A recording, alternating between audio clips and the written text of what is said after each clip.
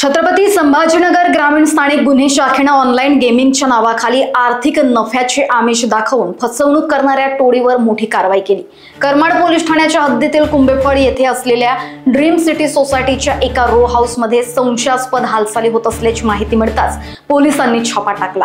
तेथे 9 जण लॅपटॉप आणि मोबाईलच्या माध्यमातून विविध ऑनलाईन गेम खेळण्यास लोकांना प्रवृत्त करत असल्याचे आढळले। Cricket, football, table tennis, volleyball यासारख्या खेळांवर पैसे लावून बेकायदेशीर ऑनलाईन जुगार चालवला जात होता। शासनाची कोणतीही परवानगी नसताना हे जुगार रॅकेट सुरू ठेवले होते। चौकशीत आरोपींनी ऑनलाईन जुगार चालवण्याची कबुली दिल्याचे पोलीस अधीक्षक विनायक कुमार राठोड यांनी सांगितले। पोलिसांनी 9 आरोपींना अटक करून पुढील तपास सुरू केलाय। 19 तारीख म्हणजे काल PI राजपूत यांना आम्हाला माहिती मिळालेल्या गोपनीय माहितीच्या अनुसार आम्ही PI राजपूत LCB यांना आदेशित केलं की कुंभेफळ या ठिकाणी ड्रीम सिटी मधील रो हाऊसेस आहेत, त्यामधील रो हाऊस नंबर 14 या ठिकाणी ऑनलाईन गेमिंग चा एक रॅकेट चालू आहे अशी माहिती मिळाली होती। त्या अनुषंगाने आम्ही त्यांना आदेशित केलं। PI LCB त्याचबरोबर करमाड पोलीस स्टेशनचे जे इन्चार्ज आणि त्यांचे स्टाफ यांच्यासह सदर ठिकाणी छापा टाकण्यात आला।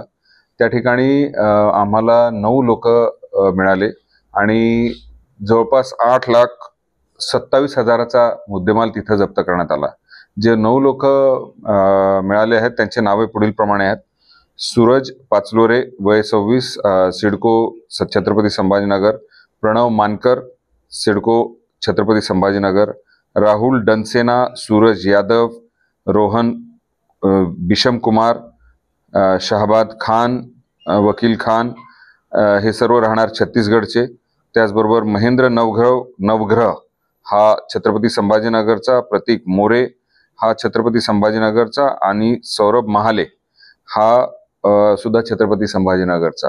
असे छत्रपती संभाजीनगरचे काही युवक आणि छत्तीसगडचे युवक मिळून हा ऑनलाईन गेमिंग रॅकेट चालवायचे।